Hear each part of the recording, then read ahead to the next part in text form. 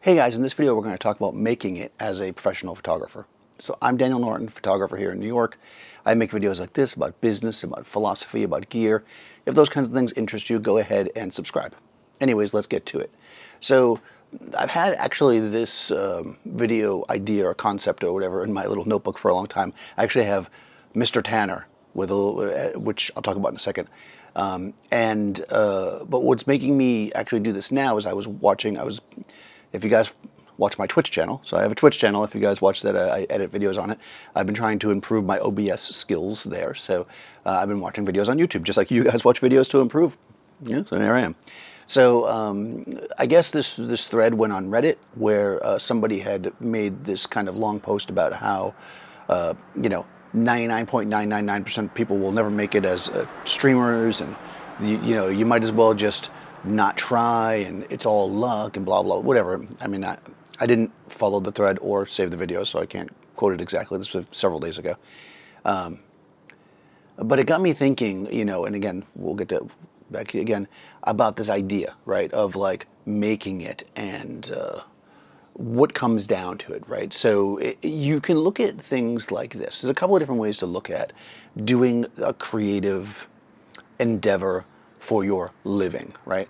If you're doing it because you just love to do it and it's a hobby, boom, that's easy peasy, right? Do what you want. You don't really need much to be a photographer. You can shoot with an old film camera, an old digital camera. You can shoot with your phone. You can have the newest, greatest thing if your job allows for it and you have the cash flow. To just do photography and enjoy it and embrace it in that way is one thing. To actually do it for a business or to make money on some level is a whole other thing. And even there's different levels of it, right? There's the person that does the occasional, somebody that, somebody told me you were a photographer, is a few $100s, could you take a picture of our, school band or whatever, a few times a year, right? Or the person that does a handful of weddings on the weekends and like delivers raw digitals or whatever, or has out services everything. So they literally just shoot a handful of weddings a year. The rest of what they do is they have a job. It's really a side thing. And that can scale all the ways from 2 weddings a year to you do it a bunch and it's a side thing and it actually makes you a lot of money, especially with weddings. And like sports, you go shoot, little league baseball, that kind of stuff. There's tons of different like business avenues in photography. And so there's lots of work actually, but making it, right, being able to sustain yourself and making it your income and be happy with the amount of money that you make, we're assuming that a pretty comfortable, we'll call it middle class, as they say a lot, income, not necessarily top tier and not like, oh my God, I can barely pay my rent, but at least I'm doing photography, is not easy, and it requires a certain kind of person, and there will be people that will say, oh, it's just luck, it's knowing people, it's being in the right place, it's this, it's that. Well, yeah, maybe, but I think that you need to approach it as if, just like any other business. This is basically the key to this. If you just shoot pictures and throw them on Instagram or Facebook or wherever you would put them, I guess you can put them on Facebook, Instagram would be the big one. You might get really popular if you're lucky, but the reality is that's not actually the case. There's a great show on Adorama TV that Sal puts together called TTL. It's been running for years now, and where he he does some more commercial photographers occasionally, but like when he very first started, especially, he was kind of like, it was right at the cusp of this explosion of Instagram, and what you would get in these interviews with these people who were very successful, generally, although they often skirted around it, and maybe it's because they didn't even really realize it, when you watched enough of them together, you started to compress this thing, is that they're just like, oh, I just go do my thing. No, that's not what they were doing at all. They were building communities. They were going out together and shooting. They were liking each other's stuff. They were spreading the word for each other. They were doing meetups. And that's what built them. Being a good photographer, yeah. And sometimes these meetups are online too, virtual too. I would say that. So like, my point there is that you need to do the work. Like if you started a restaurant, right, you wouldn't unless you were super trendy, right? And this is like a New York thing, right? You wouldn't not put a sign up, and you wouldn't not have menus. And you would, these are things you need to do. You make ads, you do flyers, whatever you're doing to do for your restaurant. A big sign on the street. This gets people to come to you. If you want to be a photographer as a profession, you can't just put your picture somewhere. I say the most simple thing all the time that, and it seems super obvious, but in order to make money in photography, you need to put the work that you do, find the person that will buy the work that you want to produce or that you do produce, and you need to put it in front of the people that will buy it. I guess they're mowing the lawn next door, so I'll talk a little louder, hopefully. This is the key, right? It's simple, but it's complicated because who buys the work that you do? What kind of work do you want to do? What are you good at? These are the things that you have to look into yourself and figure out to know what you need to do. And the reality is that, sure, maybe only a very small percentage of people that actually love photography and want to do it for a living can make a living doing it. That doesn't mean that you can't be that person, right? You have to wholeheartedly want to do it. You have to put yourself into it. It's not, doing what you love. I made another video before. Doing what you love doesn't mean that you don't work. I know that that's like that popular phrase. I know what they mean by that, but the reality is that you need to work at it. If you want to do photography or any kind of art or any kind of thing that's not the norm for a profession or for a living, you got to work at it. And at the same time, if you really love something, that doesn't mean that you should try to make it your job.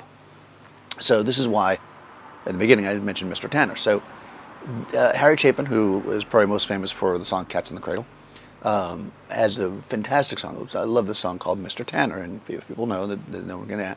And he actually wrote the song, super interesting. He was somewhere, I guess, in New York, and he read a review of a singer, a presentation, in one of the newspapers, and it was a pretty harsh review. And from that review, he created this character, Mr. Tanner, and this song, which is basically about a story song.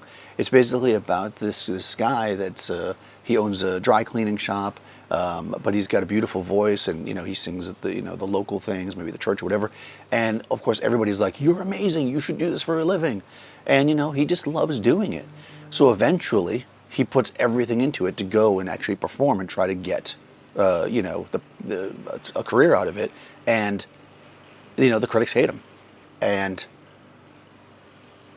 it crushes him. Basically, he realizes that, wow, all of a sudden it's like, when you were just doing it and loving it, nobody was putting you on a scale. Nobody was like, you're this good or that bad. You were just doing it, right? You got praise from people here and there, but now, you always had that in the back of the mind. Maybe I can do this professionally, and it's just something. But then when you actually try to do it, and they basically say, no, you suck, that can crush you, and the reality is that that's just terrible, and it can be a terrible feeling. And if you aren't ready for that, if you just love photography, then just stick with doing photography. You don't have to make a living doing it. You don't have to sell your services. It's always nice to think, oh man, if I could make some money doing the thing I love, but it changes it dramatically when it becomes your job. You need to have a thicker skin. You need to be ready to take, basically rejection. People are not going to be nice, I've said this before when I talk about things. One of the very first, when I decided I was going to be a photographer, I quit my job and I moved to Miami. One of the very first agencies I went to, I showed my portfolio, and the guy flipped through it like it was nothing and threw it on the table, and he said, "Why did you waste my time?" And then got up and walked out. And I was like, and at that moment, I could have been like, what did I do with my life? Why did I do this? I didn't, though. I said, okay, what's going on here? And actually, because he left, I stayed in that room and I looked at like the pictures they had on the walls, their books, because back then they used to make these big books on the models. And I looked and I saw how different the images were that they were using than what I created. And I thought, okay, this is what I need to do. And that's what I did. I went out and I strived and I struggled and I worked and I tried to produce what I thought they'd want. And eventually, that place, paid me to shoot their models.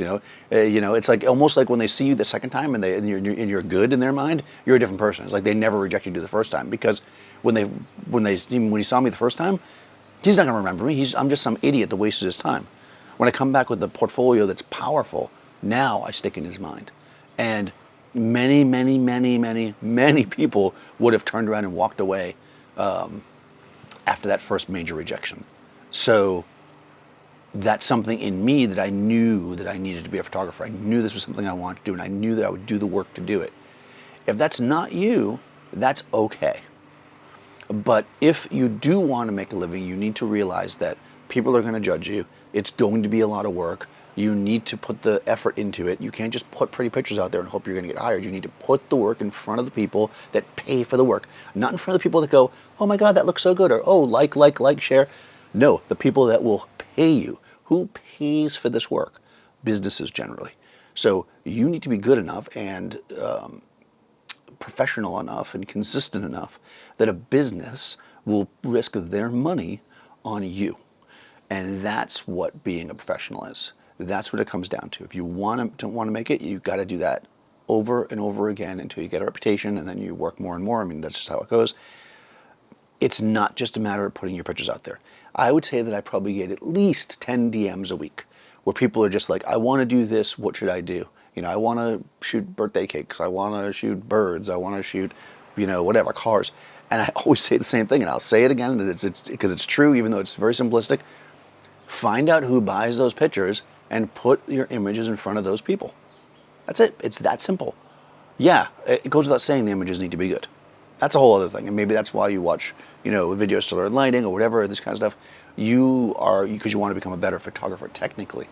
But the business itself is not that complicated. It's just like if you had a food truck in New York, right? You don't park it in the middle of nowhere where there's no businesses around, right? You go to where people that might buy those that type of food that you have will buy it, and you park it during the hours that they have their lunch or whatever, you know? That's how people go, you know, in the morning, if you walk around New York City, right? You will see there's tons of trucks out on every corner with selling coffee and bagels, right? Because people are walking to their job. They need a coffee and bagel. They can buy it from you.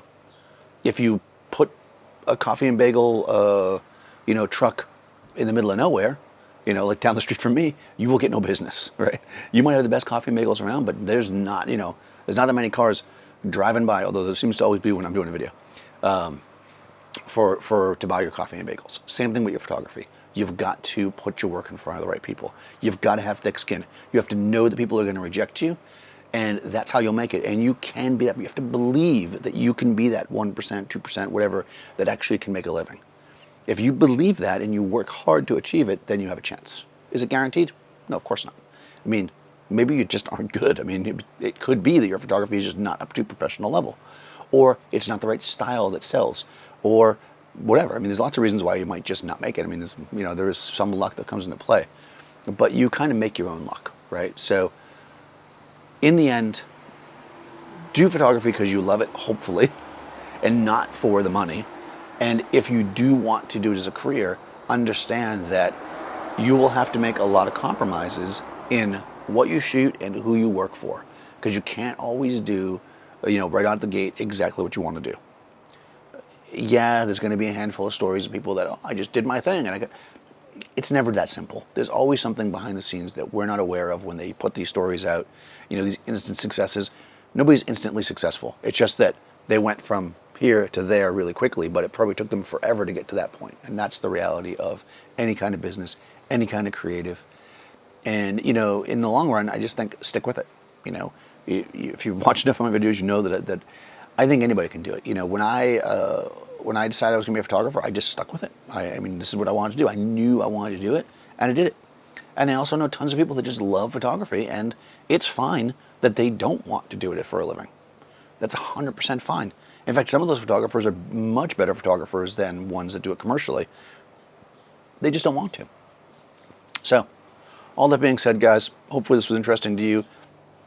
Let me know your story. I've always talked about this. It's like, I'm curious, how many of you are trying to make it, to make a living doing it, and what's been your approaches? What's working for you or not working? You don't have to be so specific so people will steal your ideas.